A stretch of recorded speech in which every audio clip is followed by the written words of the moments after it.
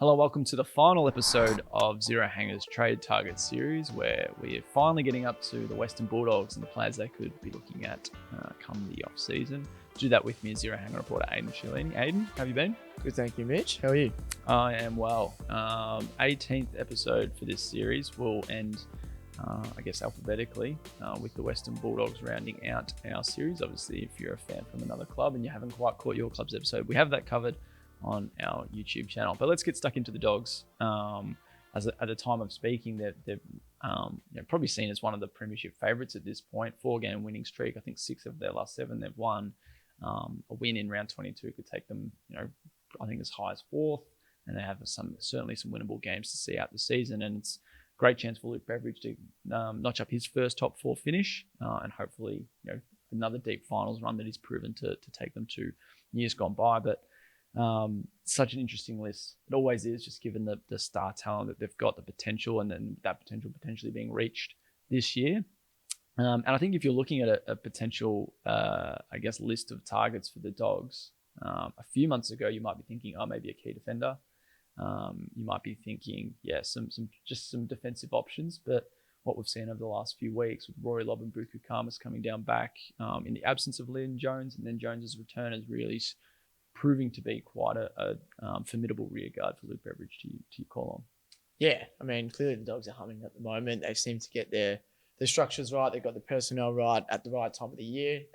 People keep harping on the fact that you can win all the games in the first half, the first 2/3 of the season, but if you kind of get on a roll, 6-7 games leading into the finals, you can really do some damage, which the Dogs have done before in the past. As we mentioned, we're kind of looking at defensive options, initially, but they could look so stable down there at the moment. I know both Lobb and Jones on the other side of 30, but they look like they could be playing for another 3-4 years, the way they're going at the moment, and it's pretty exciting for Dogs fans. Yeah, absolutely. I think it's something that, someone that doesn't get mentioned too much in their kind of backline build is Jed Buslinger, yet to debut, first-round draft pick, best key defender in his draft class a couple of seasons ago, and recommitted to the Dogs this year. So that was obviously going to be a bit of a question mark if he was still contracted at this point.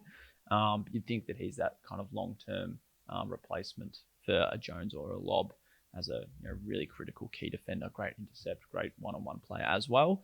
So he's one to certainly have to mention. And he's one who's been, part of a list of retentions at the kennel over the last, let's say, 12 months when you include Aaron Norton's long-term deal to 2032.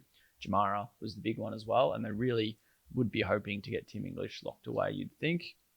It's going to be quite an interesting one, just given he's unsigned at this point in the season, restricted free agent.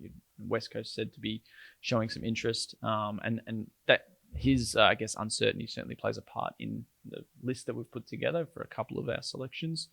So that is one that will certainly factor into how busy they might be. If they lose him, then they're going to have to quickly act and try and find a replacement. The other one as well is Bailey Smith, who by all accounts sounds like he'll depart. They'll get a first-round pick in, which will be quite important in any kind of trade or draft space for them, given they don't have a first-round pick for this year, trading it to Gold Coast last year. And that's probably why, I guess, when we look at the first name on our list, is a free agent, so wouldn't cost them any draft capital, unrestricted as well. So wouldn't be getting, much resistance if they were to make a move and there was mutual interest. The first name is Isaac Cumming, GWS, good halfback, wingman. It sounds like a player the Dogs have a lot of. We've seen Bailey Dale pick up an All-Australian selection. We've seen Caleb Daniel do the same. We've seen Ed Richards really flourish in that role. But his move into midfield, Caleb Daniel's kind of uncertain future. Bailey Dale, still not wanting to change anything that he's been doing this year. And I think that's obviously the way going forward. But Tally Dre on the wrong side of 30, Jason Johannesson getting on a bit. Injury concerns obviously that lingering as well. And Bailey Williams is providing plenty on the wing, as is Caleb Poulter, but I think just some outside polish, a bit more outside run that could also allow Ed Richards more midfield minutes and more full-time midfield minutes, I guess is what we're saying. That certainly could be an option if they've got the money to go for someone like Isaac Cumming. Yeah, I think it's a great option, to be honest. As you mentioned, you've got Dre and Johannesson probably nearing or toward the end of their careers. Ed Richards, you just like to see him play midfield and, predominantly midfield, going forward. Lockie Bramble's kind of come out of nowhere. I think he was a pre-season selection for the Dogs. He's playing some sort of role, as well as Bailey Dale, and Bailey Williams does go back there as well to shore up the defense at times. But someone like Isaac Cumming, as you mentioned, that polish, he's one of the best kicks off halfback, I think. It's obviously a tough team to crack into when he is fit and healthy in the Giants. I think he's been shopping around. I think clubs have also maybe understood that he could be looking around to see if there's more opportunities elsewhere, or if he can fit in a different environment. And I think the Dogs, I guess, under that direction from Luke Beveridge, who seems to kind of get the certain players who might be on the fringe at other clubs to come in and just play to their role and play to their strengths. I think someone like Isaac Cumming can really flourish in the Dogs system and environment. And we've seen so many players, not necessarily like him, but, players that have gone to the Dogs maybe toward, after maybe definitely not getting selections at previous clubs. I'm just remembering Adam Treloar. He kind of looked like he was going to be Collingwood through and through, then goes to the Dogs, and now he's playing the best football of his career. Lockie Bramble, obviously another one, as I mentioned. So, yeah, Isaac Cumming, I think, is a ripper option. And I guess it just shores up that defensive, half back line, but also, 25 years of age, right in the middle of his prime, or, just about to enter it as well. So kind of keeps that Dogs in that relevancy in terms of continually pursuing for finals and hopefully a flag for their fans. Yeah, more outrageous one would be Dan Houston at Port Adelaide. He's contracted. He said he's contracted, but he'd be a perfect one. And obviously, if the Dogs have the money to go for someone like a Tom Barrass, you'd like to think they might have the money to stump up a deal. For Dan Houston, they get that pick in from Bailey Smith, and they might have a couple of first rounders to kind of satisfy Port Adelaide. But must be said, it all from the response to those trade reports around Dan Houston, it seems like he'll probably stay, although who really knows at this point. Moving on, the next two on our list are ruckman, and one is more of a, I guess, maybe a replacement option if Tim English does depart, and the other one is, I guess, just a backup option, which they need nonetheless if he stays or if he goes. They certainly need some extra names. Lockie Smith's pretty much the only other ruckman on their list, when you're not including Rory Lobb at this point. And certainly not including Ryan Gardner. So, when we look at if he does leave, I think, albeit unlikely, who are the ruckmen that can come in and have either a role for the long term, or at least an immediate impact, and you want to kind of get a mix of both. I think Nick Bryan could be one. I think Ned Moyle would be perfect, but he's recently re-signed at Gold Coast. But Nick Bryan on the weekend against Fremantle was a lot better than what I thought many were expecting, coming up against Sean Darcy and Luke Jackson. He's been dominating the VFL for so long, but in that tandem role with Sam Draper, I thought he showed more than enough that he's ready to take that next step. But obviously he's got Draper still ahead of him, and Todd Goldstein probably not any more ahead of him, but he's just had to bide his time a fair bit. Finally got some reward for that and got some minutes, and hopefully he can hold a role under Brad Scott. But I think if they lose Tim English, he'd be one of the names on their list for sure. Yeah, I think he'd have to be almost the first one. He's tore it away at VFL, as you mentioned. He got an opportunity over the weekend against the Dockers, and he's probably used to playing that 1-2 punch. So the Dogs like to play tall. I know Sam Darcy sometimes plays a ruck well, whether that's in the forward 50 or maybe sometimes centre bounce. Rory Lobb, although kind of secure down back now, he has been thrown in there as well. So Beveridge isn't afraid to kind of throw around the magnets. We know Tim English probably plays predominantly ruck and sometimes rest forward, but Nick Bryan would come and do that role, playing that maybe 60-40 role, kind of frees up Sam Darcy into the midfield when Bryan comes off, or even goes up forward to keep that height down there. I think, Bryan probably deserves to get more opportunities at AFL level, and I think pending, the decision that Tim English does make, and if he does go to the Eagles, I think, Nick Bryan would be one that Dogs would be kind of hunting hard for.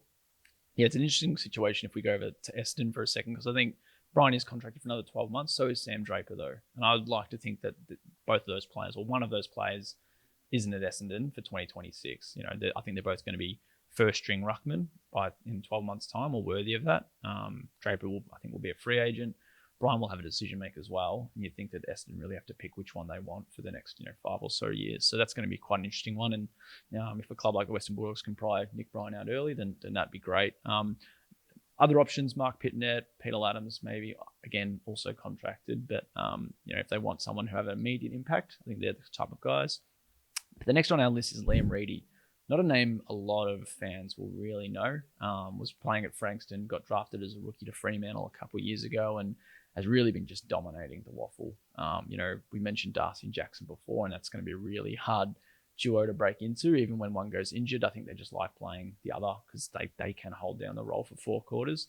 Reidy's been waiting for that kind of opportunity for some time. I think he's averaging 44 hitouts a game in the waffle, and really just throwing his weight around there as a really big bodied Sean Darcy type maybe. But I think nonetheless, they keep English. This is a guy that the Dogs could look at as that secondary option, not sharing a role, but if English goes down injured, they need someone to step up. I don't think Lockie Smith's going to be there yet. I don't think they want to be pulling Rory Lobb out of the back line just yet, and I don't think they want to be having Sam Darcy rucking for 4 quarters. So they need someone as a backup option. He's 24, he's got the size, he's developed, but yeah, he certainly needs an opportunity somewhere, and maybe it's supporting Tim English instead of falling behind both Darcy and Jackson. Yeah, I see this as the Lloyd Meek kind of take 2 situation again, falling behind the Dockers ruckman there, seeking opportunities elsewhere. Now, Lloyd Meek's at the Hawks. He was actually initially behind Ned Reeves. Had a really good 2023 year, but maybe through injury and form, Meek got his chance, and now you arguably say he's in all-Australian contention-ish. He's had a super second half of the year, especially when Hawthorn started getting their run on. And I see Liam Reidy kind of in a similar boat, kind of just struggling to get opportunity. He's dominating waffle level, similar to what Meek did, and just wants to go. And I think Beveridge rewards those who do kind of just put their best foot forward and just want to compete and win. And I think Liam Reidy could be one of those types of players. Obviously, as we kind of mentioned, not many people know about him. He hasn't had a heap of opportunities.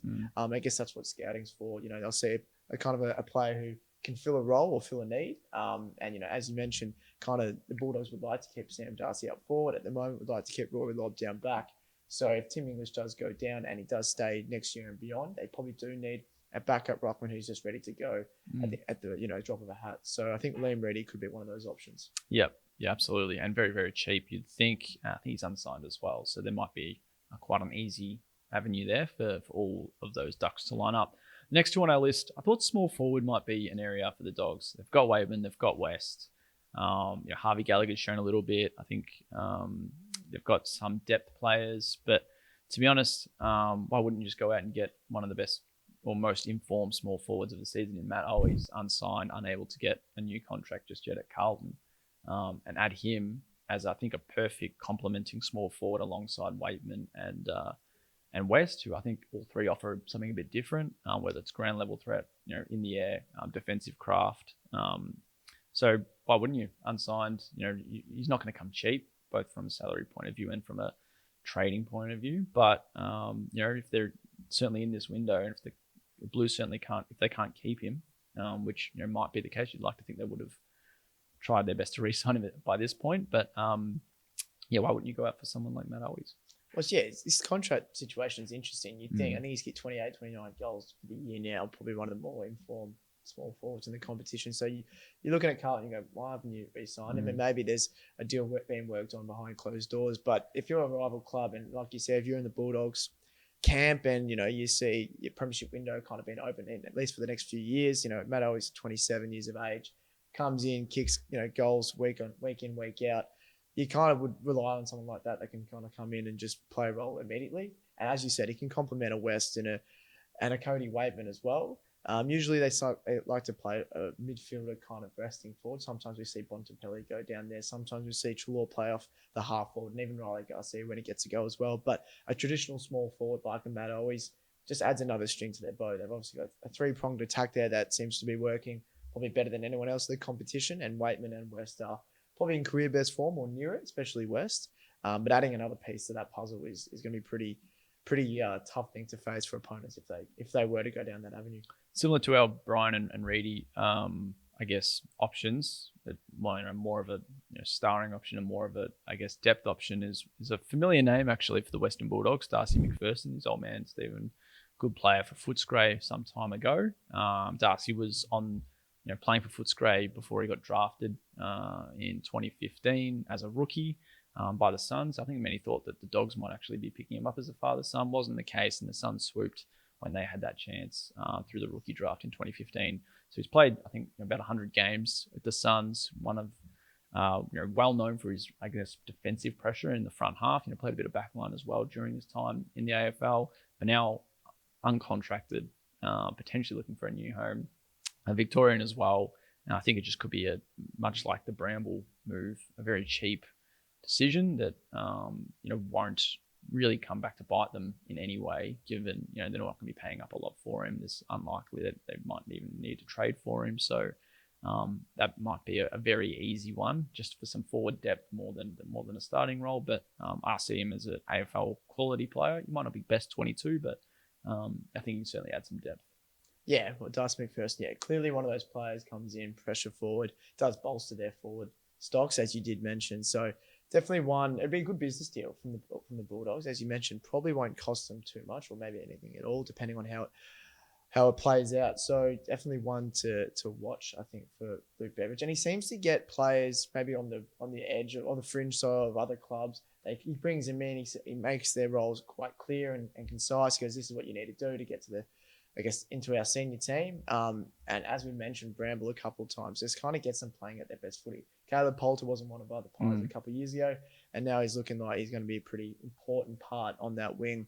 And he's not afraid to throw people around if they're out of form or if, just to trial a different option. As we mentioned, Macpherson has played down back before. He could pinch hit in the midfield. I do see him. That contest and that competitive edge that he does bring, but obviously predominantly up forward as well, which just, again, adds to that West, that Waitman, I guess even that Garcia kind of mix that they've got at the moment. Yep. That wraps up our Western Bulldogs Trade Targets episode and our Trade Targets series for 2024. Thank you all for watching along. And if you haven't caught your own club's video, you can certainly do so on our YouTube page. And for all the latest news, views, and opinions, head to zerohanger.com.